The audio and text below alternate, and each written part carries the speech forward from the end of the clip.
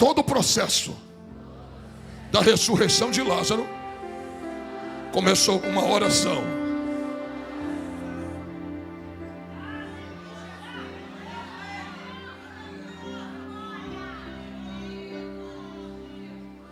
Todo o processo que Deus fez na minha vida começou com o joelho de um casal. Meu pai e minha mãe. Fui nascido e criado dentro do Evangelho. Servi a Deus na época da igreja do pastor Teotônio, na igrejinha pequena de baixo.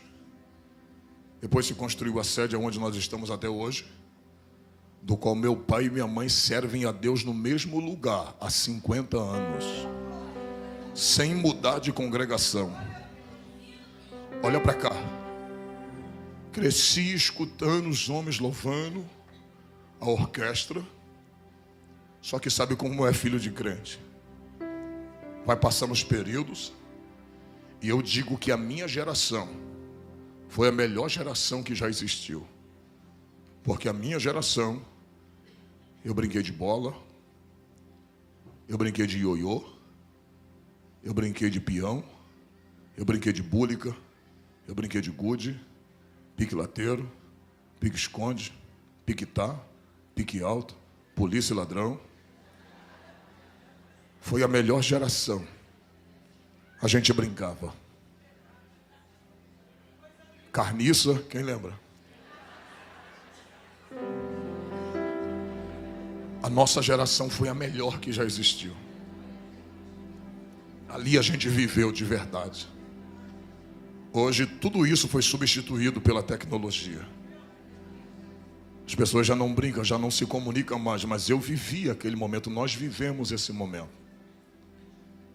E só que a gente vai crescendo, vai saindo da adolescência. E com 15 anos eu já comecei a querer sair. Eu tinha regra para chegar em casa. Eu tinha que sair 7h30 da noite e 10h30 da noite eu tinha que estar em casa. Se eu passasse dessa hora, o chicote comia. Apanhava de verdade. E eu me lembro que quando eu completei 16 anos, eu comecei, por curiosidade, a colocar o primeiro, 15 anos, eu coloquei o primeiro copo de cerveja na boca. E aquela foi a minha perdição. Porque naquela época, quando você bebia uma cerveja, você se sentia mais adulto. E o que eu fazia? Não tinha dinheiro para comprar o cigarro. Eu pegava as guimbas de cigarro com os amigos e começava a fumar. E chegava em casa, antes de chegar em casa, usava house. Ou então pegava a parte de dente na rua mesmo, com a escova que já botava no bolso, e escovava o dente e chegava em casa. Como se nada tivesse acontecido. Um dia, eu estava já com 16 anos, e nós estávamos saindo naquele dia, eu perdi a cabeça e bebi demais. E quando eu estava bem tonto, bem ébrio, um rapaz chegou para mim que se dizia meu amigo e disse: só tem um jeito de tu ficar bom. Eu falei: como? Ele disse: experimente isso aqui. Ele tirou um saco de cocaína do bolso. Eu falei: como se faz isso? Ele preparou aquela trilha para mim e eu cheirei aquilo. Quando eu cheirei, o efeito do álcool foi embora na hora, cortou. E olha como é que o diabo me pegou. Eu disse: então vou precisar pelo menos de um saquinho desse toda vez que eu beber. Porque toda vez que eu ficar bêbado, eu cheiro isso aqui e fico bom. E eu comecei desta forma a me aprofundar no vício da cocaína. Foi assim que o diabo foi me pegando. Dali, eu comecei a trabalhar e comecei a ganhar bem. E eu ganhava dinheiro toda semana. E R$100 há 20 anos atrás era dinheiro. E pelo menos do salário que eu tinha, R$100 eu pegava. E começava a não já querer comprar sacos. Eu comprava gramas de cocaína. Comecei a arrumar amizade com os rapazes da Boca de Fumo. E ali eu comecei a usar muita cocaína. Passei a usar, a usar cocaína, e quando eu ficava bêbado, eu ia, cheirava e ficava bom. Só que o tempo foi passando. Com 17 anos eu já achava que eu era dono do meu nariz. E eu já estava extremamente afundado na cocaína. Daí, eu já não queria mais gastar dinheiro. Aquela cocaína que eu pegava no morro, a gente já trazia para a Comendador Soares, onde eu morava, e dali nós pegávamos aquela cocaína semi-pura, que nós tínhamos contato, e pegava aquela cocaína e colocava tudo quanto era desgraça ali dentro. Pó Royal, colocava xilocaína, Doril, tudo ali, misturava. E fazia aquela grande quantidade de cocaína. Então já não passei a ser mais usuário. Eu já passei a traficar. Eu mantinha o meu vício. Dali, a gente já começou a comprar armas, a usar armas. E nisso o diabo foi afundando a minha vida, sem eu perceber. Só que existia dentro da minha casa, e existe. Ela mora na casa dela e eu na minha. Mas uma mulher que não deixava de orar. Eu, por muitas vezes, vi minha mãe orando, dizendo assim: Deus, se quiser levar um dos meus filhos, leve, mas leve eles dentro de casa. Não me dá o desgosto de ver nenhum dos meus filhos estirado na rua. Nenhum. E nessa minha ida de tráfico, algumas coisas eu não vou poder falar, que está sendo gravado. Mas nessa minha ida de tráfico, eu me lembro que eu tinha alugado uma casa para traficar.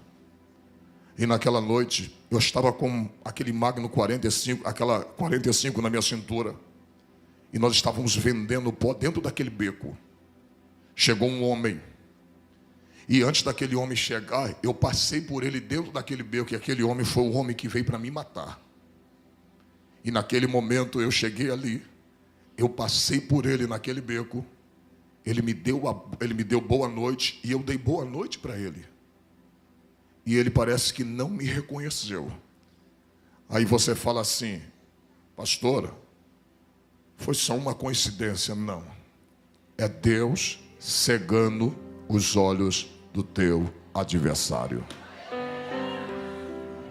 Eu passei por ele. E quando eu saí para fazer uma outra situação, entregar uma carga, como a gente dizia, entregar uma quantidade de cocaína a um determinado lugar, os meninos que estavam lá disseram: Trovão, um homem veio te procurar. E ele não estava só. Até as pessoas que estavam do lado de fora, irmãos, não conseguiram me ver. Deus estava me escondendo no seu esconderijo. E dali, os irmãos já viram. Eu comecei a traficar demais, comecei a vender demais, e eu fui me iludindo com o dinheiro que eu ganhava. Porque quem já viveu no tráfico sabe que o dinheiro entra muito fácil. E da maneira que entra, é da mesma maneira que sai. Dali, o filho de crente já começou a ir para o baile, já começou a brigar na rua, já começou a fazer bondes e arrastões. Já começamos a fazer arrastão na rua. Na época, onde Nike naquela época era muita ostentação possuir um Nike naquela época. E olha como o diabo colocou o desejo de fazer a mesma coisa. Foi quando roubaram o meu. Eu disse: já que roubaram o meu, todos vão perder. E a gente tomava tudo que tinha. Tudo que tinha nós tomávamos. E eu me lembro que um belo dia um amigo meu chegou para mim e disse assim: Júnior, vamos a Queimados. Vamos ali ceifar uma vida. Naquele dia eu descobri que o diabo está por trás de tudo. Eu me lembro que quando eu fui, nós pegávamos um ônibus, e eu estava com aquela 45 na cintura. Ele disse: esse cara mexe com a minha mulher. E eu já mandei ele parar de mexer. E como ele não parou de mexer, hoje nós vamos ceifar a vida dele. E a gente usou muita cocaína. Interessante, né? De cara limpa ninguém consegue fazer nada. E eu me lembro que quando nós chegamos ali, entramos dentro daquele centro de macumba. Hoje eu entendo o que o diabo faz e como o diabo está por trás de ceifar uma vida. Quando nós chegamos naquele centro de macumba em Queimados, a dona do centro de macumba, ninguém sabia que nós íamos ali, ninguém. A dona do centro de macumba chegou e disse assim: vocês vieram matar o Marcos? Aí eu olhei para o Carlos. Ela falou assim: não mata ele aqui dentro não, mata ele aqui fora, para não sujar o centro. Mas ninguém sabia. Ninguém sabia.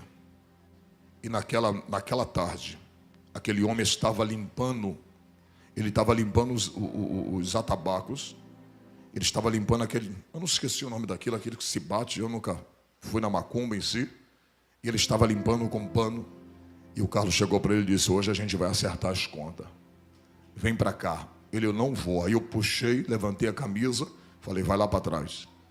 E quando ele ficou lá atrás do quintal, eu me lembro que o Marcos estava a mãe e o pai dele.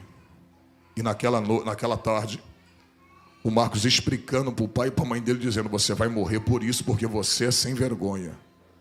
Você está mexendo com a minha mulher. Rapaz, o cara é endemoniado, ele estava endemoniado. Ele disse assim: por que você não veio sozinho? Que aí nós resolvemos tete a tete, por que você trouxe ele? O cara está diante da morte, mas ele está possuído por Satanás.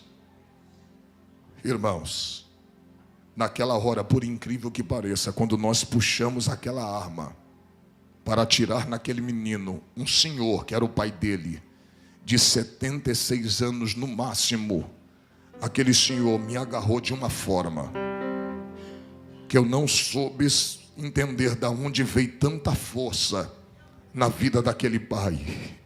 Ele disse: você não vai ceifar o meu filho, você não vai matar a vida do meu filho. E ele segurou a mim e a mãe dele segurou o Carlos. E aquele moço correu por dentro daquele centro espírita. Isso foi apenas 4 a 5 segundos. Quando nós procuramos aquele moço dentro do centro espírita, a gente não achou mais ele. Sabe o que Deus estava tentando falar para mim? Eu não quero que tu derrame sangue de ninguém. Eu não quero que tu ceife a vida de ninguém. Eu não quero que tu derrame sangue de ninguém. Existem coisas que Deus não permitiu fazer contigo, e existem coisas que Deus também não vai permitir você fazer com os outros. Irmãos, naquele dia Deus foi começando a despertar, e eu comecei a ganhar fama. Eu já estava indo para Nova Holanda, já estava no meio dos grandes do tráfico de droga, vivendo entre eles, tendo moral com aqueles homens. Vivia no Morro do Andaraí, ali na Saviana, aonde eu ia e buscava as drogas e trazia para a Baixada Fluminense. Eu me lembro que um dia eu estava com tanta droga dentro do bolso, que quando eu estava descendo o Morro do Andaraí, a polícia me pegou. E quando a polícia me pegou, eu falei assim: moço, eu sou viciado. E eu conversei com ele, porque eu entendia que para ser malandro eu não precisava falar gíria. Eu nunca falei uma gíria, eu nunca disse qual é, eu nunca disse compadre, eu nunca disse qual é, irmão. Eu nunca usei isso, porque eu entendia que para ser malandro não precisava falar gíria. Aquele polícia me pegou e disse: rapaz, o que é que você está fazendo nessa vida? Essa vida não é para você. Sai dessa vida. Talvez o lá de cima está te dando uma oportunidade. Larga essa vida. Eu vou prender a tua droga. E sabe o que ele disse para mim? Se eu te levar para a cadeia, tu assina o 12 e tu vai puxar um bom tempo de cadeia, mas alguma coisa está me dizendo para mim ficar com a tua droga e deixar você embora. Era a oração da minha mãe dizendo: cuida meu filho, guarda do meu filho, livra a vida do meu filho, proteja a vida do meu filho.